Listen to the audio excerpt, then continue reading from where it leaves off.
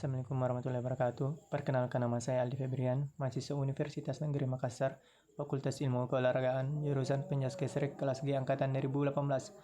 Baiklah, saya akan membahas materi tentang kesepahaman menentukan perspektif, status, dan peranan sosial wanita dalam olahraga.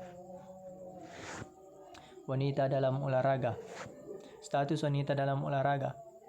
Dapat dikatakan bahwa status atlet yang dimiliki wanita merupakan status yang kedudukan yang dicapai oleh seseorang dengan usaha-usaha yang disengaja.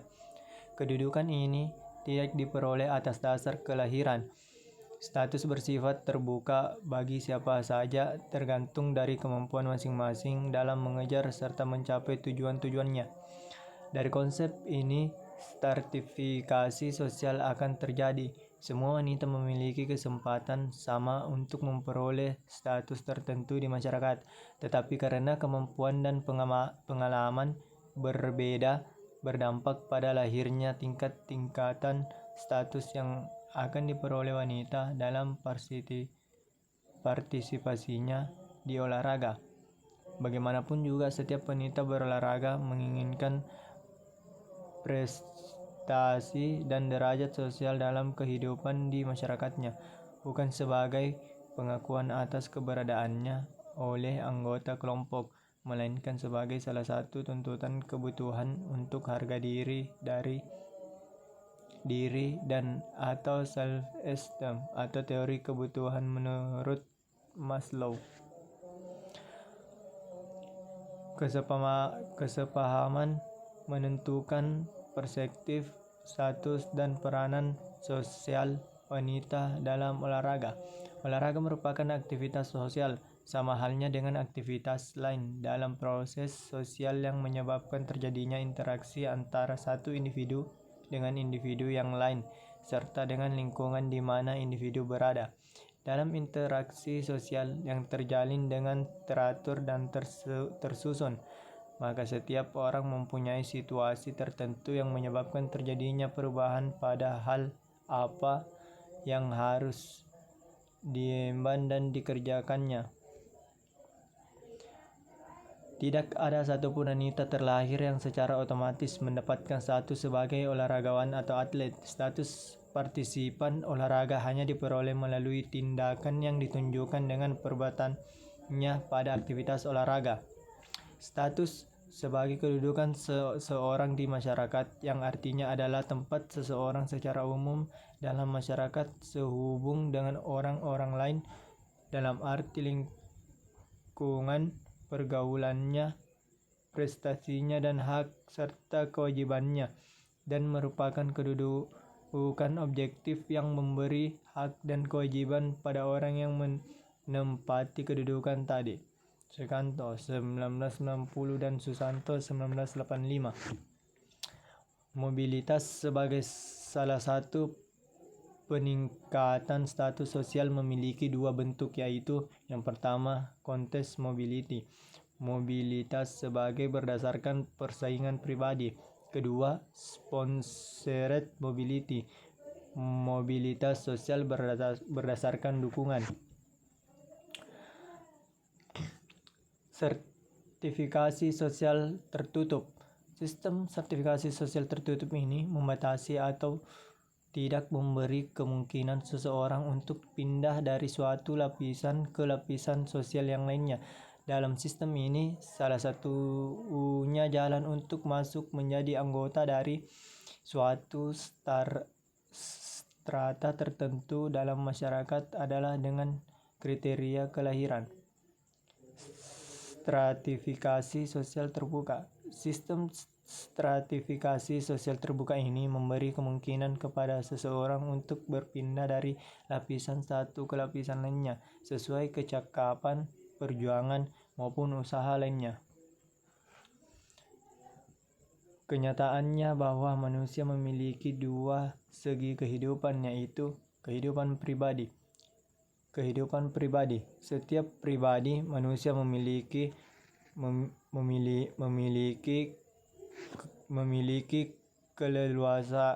keleluasaan untuk berbuat dan menjadi sesuai dengan keinginannya, seperti dalam aktivitas olahraga beregu, yang memiliki aturan kolektif, tetapi diberikan kebebasan per individu untuk menunjukkan kemampuan yang dimiliki melebihi kemampuan yang lainnya.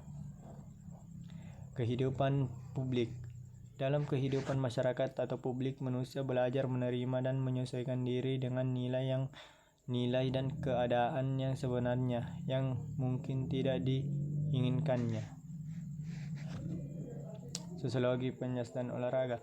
Dalam kasus olahraga pun, interaksi yang terjadi di antara partisipannya melahirkan tingkatan-tingkatan tertentu atau stratifikasi sosial sebagai sistem lapisan masyarakat, bukan hanya pada jenis aktivitasnya, melainkan pelaku yang melibatkan di dalamnya. Misalnya, ada istilah olahraga elit, olahraga masyarakat, olahraga amatir dan profesional, olahraga khusus untuk pria dan olahraga khusus wanita, dan lain sebagainya. Peranan wanita dalam olahraga. Peranan atau role merupakan dinamika dari status atau penggunaan dari hak dan kewajiban atau Susanto 1985. Aspek dinamis kedudukan status Suikanto 1990 hingga apabila wanita melaksanakan hak dan kewajibannya sesuai dengan kedudukannya, maka dia menjalankan suatu peranan. Peranan mencakup 3 hal, yaitu 1. Meliputi norma-norma yang dihubungkan dengan posisi seseorang, serangkaian peraturan yang membimbing seseorang dalam kehidupan masyarakat. Kedua, konsep tentang apa yang dapat dilakukan oleh individu dalam masyarakat sebagai organisasi. Ketiga, perilaku individu yang penting bagi struktur sosial masyarakat. Peranan dengan status keduanya tak dapat dipisah-pisahkan karena yang satu tergantung kepada yang lain dan sebaliknya. Tidak ada peranan tanpa kedudukan atau kedudukan tanpa peranan. Maka sudah selayaknya seorang wanita partisipan olahraga yang telah berbuat sesuai norma di masyarakat, perilaku di masyarakat sebagai organisasi atau resmi, dan tidaknya olahraga adalah sebuah organisasi dan merupakan struktur sosial masyarakat, mendapat peranan sosial dari kedudukannya sebagai wanita yang berolahraga. Hanya saja sering dilupakan bahwa dalam interaksi sosial yang paling penting adalah melaksanakan peranan. Tidak jarang terjadi bahwa kedudukan lebih diutamakan sehingga terjadi hubungan-hubungan timpang yang tidak seharusnya terjadi. Contoh dalam dunia olahraga, peranan manajer yang melebihi kekuasaan pelatih yang menentukan siapa atlet yang harus bertanding. Peranan atlet profesional yang tidak mencerminkan jati dirinya sebagai olahragawan yang menjunjung sportivitas atau fair play, sehingga lebih cenderung mementingkan bahwa satu pihak hanya mempunyai hak saja, sedang pihak lainnya hanyalah mempunyai kewajiban belaka. Kedudukan dan peran atlet di masyarakat. Hal inilah yang setidaknya memberikan kontribusi bagi pemikiran agar status dan peranan wanita dalam olahraga memperoleh porsi yang lebih luas lagi, menyerupai kesempatan yang diperoleh pria. Wanita tidak lagi berada di belakang dalam startnya untuk memperoleh status dan peranan sosial di masyarakat dibandingkan kaum pria. Faktor pendukung ke hal itu adalah kesadaran seluruh masyarakat bahwa bagaimana juga suatu keberhasilan yang meningkatkan status bangsa di dunia internasional adalah buah kerjasama antara pria dengan wanita. Alasan inilah yang memperburuk persepsi masyarakat terhadap keterlibatan wanita dalam olahraga yang secara langsung berpengaruh pada pemberian status dan peranan sosial wanita dalam kehidupannya, secara khusus di bidang olahraga dan umumnya di kehidupan keseharian di masyarakat di mana pola-pola interaksi sosial berlaku di lingkungannya.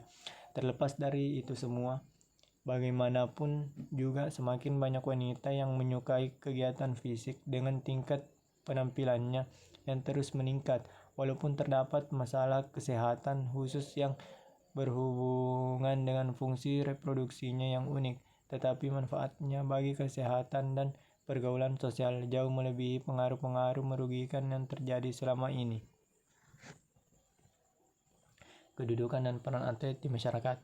Keberadaan atlet di masyarakat serta pribadi atlet sebagai individu dipandang sebagai bagian dari pola sosial dan perasaan mereka didasari oleh peraturan yang berlaku. Individu yang hidup dalam suatu pranata sosial dan lingkungan masyarakat akan terlibat kegiatan dan tindakan di dalam kehidupan sehari-harinya. Sebagai individu yang rasional, seseorang mampu mengevaluasi tindakannya secara intelektual. Perbedaan gender dalam olahraga. Perbedaan gender dalam olahraga. Diskriminasi terlihat dalam hal fasilitas dan peralatan. Wanita menggunakan gedung olahraga yang usang di mana pria dibuatkan gedung yang baru. Wanita memakai peralatan bekas tim pria. Jika tidak ada yang bekas, terkadang tim wanita tidak mempunyai apa-apa. Dalam menggunakan fasilitas yang sama, wanita mendapatkan giliran jadwal yang tidak fair. Wanita tidak mendapatkan perhatian yang cukup mengenai latihan seperti halnya pria. Seringkali untuk menuju ke pertandingannya, tim wanita harus menggunakan bis, padahal tim pria mendapatkan pelayanan pesawat.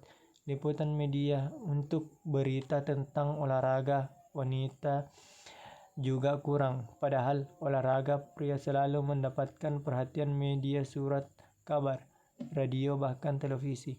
Sampai adanya persamaan pada setiap bidang di atas, maka wanita tidak bisa dikatakan mendapatkan peluang yang sama dengan pria dalam program sekolah.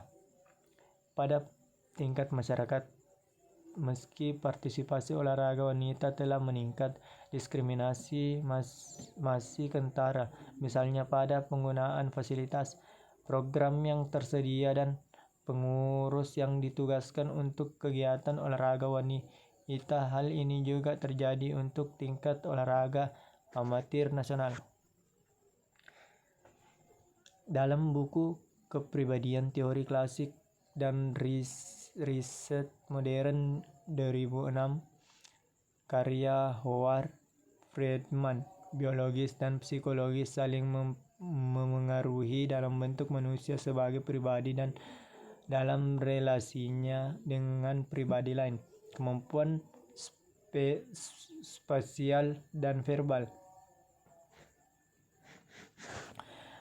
Laki-laki sejak kecil hingga dewasa memperhatikan kemampuan spesial yang lebih baik, seperti mahir dalam mengerjakan tugas dan tes, mengetahui lebih banyak mengenai geografi dan politik, serta kemampuan matematik yang lebih baik. Sedangkan perempuan sejak kecil hingga dewasa menunjukkan kemampuan verbal yang lebih maju. Anak perempuan cenderung memiliki perbendaharaan kata lebih banyak dengan lebih baik, agresif, dan komunikasi.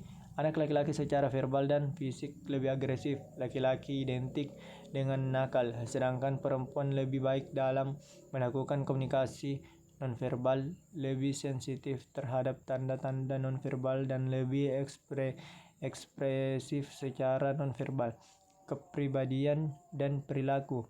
Laki-laki cenderung berani mengambil tanggung jawab dalam kelompok kecil, sedangkan wanita cenderung lebih menaruh perhatian dan terlibat dalam pengasuhan anak.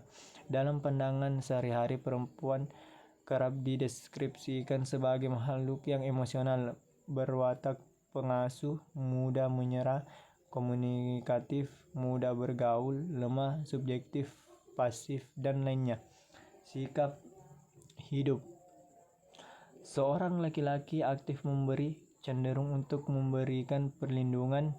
Minatnya tertuju pada hal-hal bersifat intelektual, abstrak, berusaha memutuskan sendiri dan ikut berbicara. Sedangkan perempuan yang bersifat pasif dan menerima, minat tertuju kepada yang bersifat emosional dan konkret, berusaha mengikuti dan menyenangkan orang tua, dan bersikap subjektif.